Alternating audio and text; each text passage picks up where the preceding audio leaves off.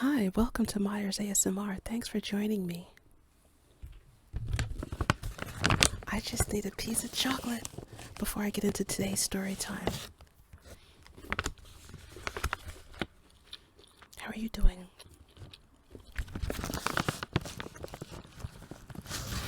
So good. I love cashews, even plain.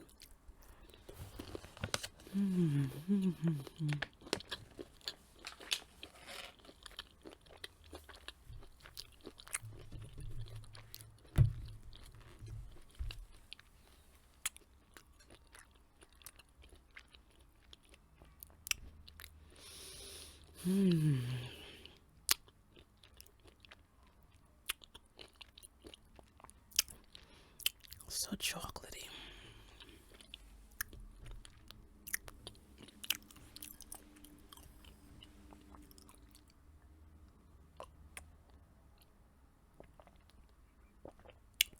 I feel like I need to rinse my teeth.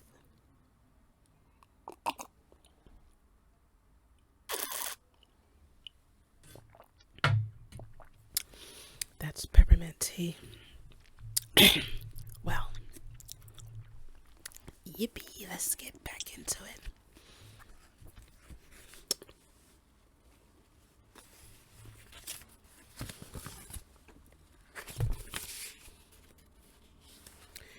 We're at the part where she's interviewing him in his office. You were adopted. How much do you think that shaped the way you are? Oh, this is personal. I stare at him, hoping he's not offended. His brow furrows. I have no way of knowing. My interest is piqued. How old were you when you were adopted? That's a matter of public record, Miss Steele. His tone is stern. Crap. Yes, of course. If I'd known I was doing this interview, I would have done some research. Flustered, I move on quickly. You've had to sacrifice family life for your work. That's not a question. He's terse. Sorry, I squirm. He's made me feel like an errant child. I try again. Have you had to sacrifice family life for your work? I have a family. I have a brother and a sister and 2 loving parents. I'm not interested in extending my family beyond that. Are you gay, Mr. Gray? He inhales sharply, and I cringe, mortified. Crap. Why didn't I employ some kind of filter before I read this straight out? How can I tell him I'm just reading the questions? Damn Kate and her curiosity. No, Anastasia, I'm not. He raises his eyebrows, a cool gleam in his eyes. He does not look pleased. I apologize. It's, written here. It's the first time he said my name. My heartbeat has accelerated, and my cheeks are heating up again nervously. I tuck my loosened hair behind my ear. He cocks his head to one side. These aren't your own questions? The blood drains from my head. No. Kate, Miss Kavanaugh, she compiled the questions. Are you colleagues on the student paper? Oh no, I have nothing to do with the student paper. It's her extracurricular activity, not mine. My face is aflame. No, she's my roommate. He rubs his chin in quiet deliberation, his gray eyes appraising me. Did you volunteer to do this interview? He asked, his voice deadly quiet. Hang on, who's supposed to be interviewing whom? His eyes burn into me, and I'm compelled to answer with the truth. I was drafted. She's not well. My voice is weak and apologetic. That explains a great deal. There's a knock at the door and blonde number 2 enters. Mr. Gray, forgive me for interrupting, but your next meeting is in 2 minutes. We're not finished here, Andrea. Please cancel my next meeting. Andrea hesitates, gaping at him. She appears lost. He turns his head slowly to face her and raises his eyebrows. She flushes bright pink. Oh, good, it's not just me. Very well, Mr. Gray, she mutters, then exits. He frowns and turns his attention back to me. Where were we, Miss Steele?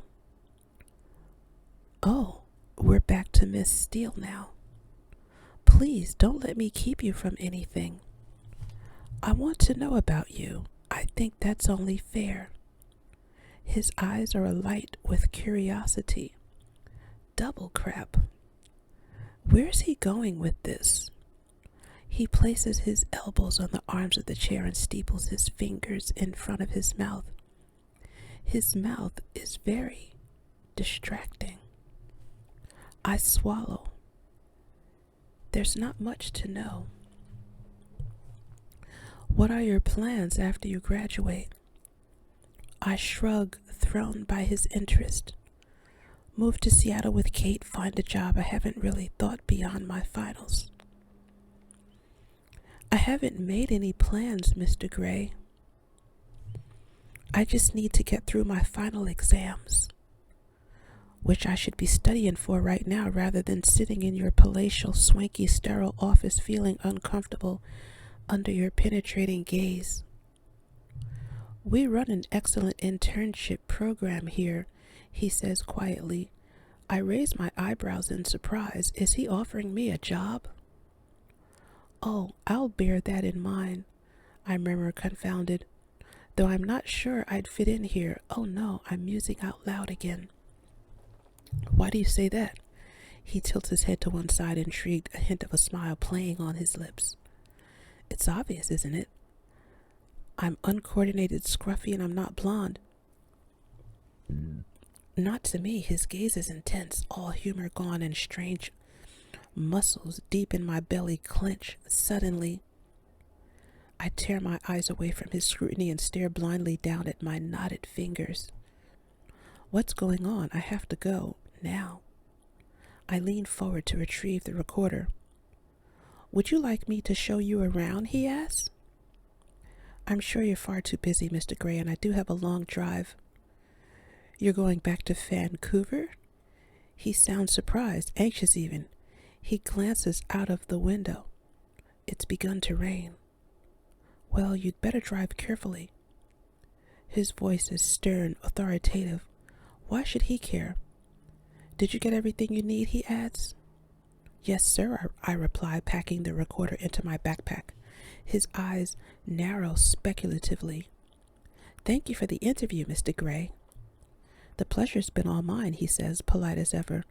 As I rise, he stands and holds out his hand. Until we meet again, Miss Steele. And it sounds like a challenge or a threat. I'm not sure which. I frown. When will we ever meet again? I shake his hand once more, astounded that odd current between us is still there. It must be my nerves. Mr. Gray, I nod at him. Moving with lithe, athletic grace to the door, he opens it wide. Just ensuring you make it through the door, Miss Steele. He gives me a small smile. Obviously, he's referring to my earlier, less than elegant entry into his office. I blush. That's very considerate, Mr. Gray. I snap, and his smile widens. I'm glad you find me entertaining. I glower inwardly, walking into the foyer. I'm surprised when he follows me out. Andrea and Olivia both look up, equally surprised. Did you have a coat? Gray asks. A jacket. Olivia leaps up and retrieves my jacket, which Gray takes from her before she can hand it to me. He holds it up. Feeling ridiculously self-conscious, I shrug it on. Gray places his hands for a moment on my shoulders. I gasp at the contact. If he notices my reaction, he gives nothing away. His long index finger presses the button summoning the elevator, and we stand waiting awkwardly on my part, coolly self-possessed on his. The doors open and I hurry in, desperate to escape. I really need to get out of here. When I turn to look at him, he's gazing at me and leaning against the doorway beside the elevator with one hand on the wall. He really is very, very good looking. It's unnerving. Anastasia, he says as a farewell. Christian, I reply, and mercifully the doors close. Chapter 2. My heart is pounding. The elevator arrives on the first floor and I scrambled out as soon as the doors slide open, stumbling once, but fortunately not sprawling onto the immaculate sandstone floor. I race for the wide glass doors and suddenly I'm free in the bracing, cleansing, damp air of Seattle. Raising my face, I welcome the cool, refreshing rain. I close my eyes and take a deep, purifying breath, trying to recover what's left of my equilibrium. No man has ever affected me the way Christian Grey has, and I cannot fathom why. Is it his looks? His civility? Wealth? Power? I don't understand my irrational reaction. I breathe an enormous sigh of relief. What in heaven's name was that all about? Leaning against one of the steel pillars of the building, I valiantly attempt to calm down and gather my thoughts. I shake my head. What was that? My heart steadies to its regular rhythm, and when I can breathe normally again, I head for the car. As I leave the city limits behind, I begin to feel foolish and embarrassed as I replay the interview in my mind. Surely I'm overreacting to something that's imaginary. Okay, so he's very attractive, confident, commanding, at ease with himself. But on the flip side, he's arrogant. And for all his impeccable manners, he's autocratic and cold. Well, on the surface, an involuntary shiver runs down my spine. He may be arrogant, but then he has a right to be. He's accomplished so much at a young age. He doesn't suffer fools gladly. But why should he? Again, I'm irritated that Kate didn't give me a brief biography. While cruising toward Interstate 5, my mind continues to wander. I'm truly perplexed as to what makes someone so driven to succeed. Some of his answers were so cryptic, as if he had a hidden agenda. And Kate's questions, ugh. The adoption and asking him if he was gay. I shudder. I can't believe I said that. Ground, swallow me up now. Every time I think of that question in the future, I will cringe with embarrassment. Damn Catherine Kavanaugh.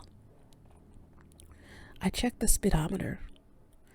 I'm driving more cautiously than I would on any other occasion, and I know it's the memory of those penetrating gray eyes gazing at me and a stern voice telling me to drive carefully. Shaking my head, I realize that Gray's more like a man twice his age. Forget it, Anna. I scold myself. I decide that all in all, it's been a very interesting experience, but I shouldn't dwell on it. Put it behind you. I never have to see him again. I'm immediately cheered by the thought. I switch on the stereo and turn the volume up loud, sit back, and listen to thumping indie rock music as I press down on the accelerator. As I hit Interstate 5, I realize I can drive as fast as I want. We live in a small community of duplex apartments close to the Vancouver campus of WSU. I'm lucky. Kate's parents bought the place for her, and I pay peanuts for rent. It's been home for 4 years now. As I pull up outside, I know Kate is going to want a blow-by-blow account, and she is tenacious. Well, at least she has the digital recorder. I hope I won't have to elaborate much beyond what was said during the interview. Anna, you're back.